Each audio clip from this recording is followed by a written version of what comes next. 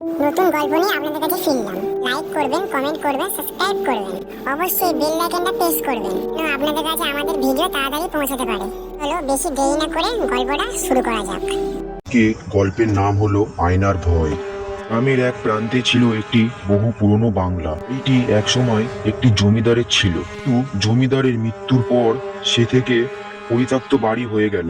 দিনের বেলায় জায়গাটি শান্ত থাকলেও রাত নামলে সেখানে অদ্ভুত শব্দ ভেসে আসতো। কখনো যেন পায়ের আওয়াজ, কখনো হাসির আওয়াজ আসছে, আবার কখনো কখনো দরজা জানলা কেঁপে উঠছে। গ্রামের লোকেরা জমিদারের অভিশপ্ত আত্মা এখনো সেই বাংলাতে নাকি ঘুরে বেড়ায়। তাই সূর্য ডুবে গেলেই কেউ আর সেই পথে যেত না। একদিন এক যুবক নাম সমীর কৌতূহল আর সাহসের বসে ঠিক করলো এই রহস্যের উদ্ঘাটন করবে। তার হাতে একটি লণ্ঠন আর মনে এক অসম্য কৌতূহল নিয়ে সে ঢুকলো বাংলার ভেতরে। ভিতরে ঢুকতেই কি জানি চারিদিক নিঃশব্দ। দেওয়ালে ঝুলে থাকা পুরনো ছবি, যেগুলো চোখ যেন তার দিকে তাকিয়ে আছে। মেঝেতে মাকড়সার জাল আর ধুলোয় ঢাকা। বাতাসে ছিল স্যাঁতস্যাঁতে গন্ধ।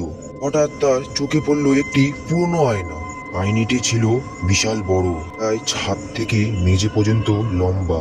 ধুলো মুছে সেই আয়নার দিকে তাকাতে হঠাৎ অবাক হয়ে গেল।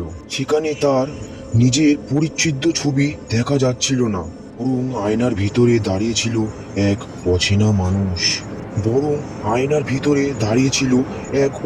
মানুষ। সাদা চেহারা, ফাঁকা চোখ, আর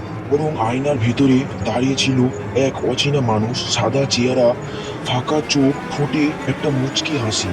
সমীর ভয়ে এক পা পিছিয়ে এলো, কিন্তু দেখলো দরজাটি হঠাৎ করে নিজের থেকেই বন্ধ হয়ে গেল। লণ্ঠনের আলো টিপ টিপ করছে, তার স্ত্রীমোষ ভারী হয়ে উঠেছে।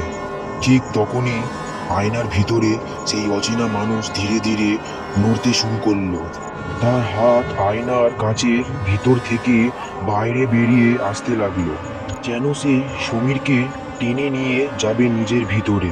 সমীর ভয়ানকভাবে চিৎকার করে উঠল, কিন্তু তার চিৎকার বাংলোর দেয়াল ছাড়িয়ে বাইরে পৌঁছালো না। সেই রাতের পর থেকে গ্রামের মানুষজন তাকে কখনোই দেখিনি। শুধু পরদিন সকালবেলা গিয়ে বাংলোর ভেতরে দেখে একটি লণ্ঠন পড়েছিল।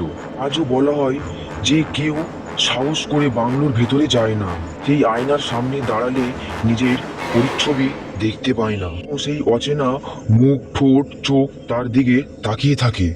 অনেকেই বলে রাতে সেই আয়নার ভিতর থেকে হালকা ফিসফিসানি শব্দ ভেসে আসে। তুমি কি আমার জায়গায় আসতে চাও? আজকের পর্ব এখানেই শেষ, আবার আগামীকাল দেখা হবে আপনাদের সঙ্গে।